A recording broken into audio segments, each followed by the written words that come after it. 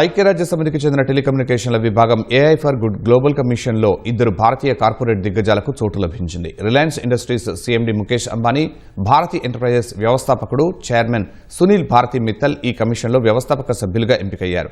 International telecommunication union ITU మద్దతు ఉన్న ఈ కమిషన్లో తొలిసారిగా నియమితులైన 44 మంది సభ్యుల్లో వీరిద్దరికీ చోటు దక్కడం విశేషం.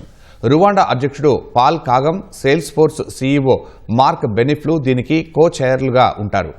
ITU secretary general Doreen Bogdan Martin vice చైర్గా ఉంటారు. కొత్తగా ఆవిష్కృతమైన AI for good global commission వ్యవస్థాపక సభ్యులుగా సునీల్ భారతి మిత్తల్ చేరారని భారతీ ఎంటర్ప్రైజెస్ తెలిపింది. ఏఐ వినియోగం ద్వారా అంతర్జాతీయ సవాళ్లను పరిష్కరించడంపై ఈ కమిషన్ ప్రధానంగా దృష్టి సారిస్తుంది. తొలి సమావేశం జెనీవాలో ఈ నెల 7 నుంచి 10వ తేదీలో జరగనుంది.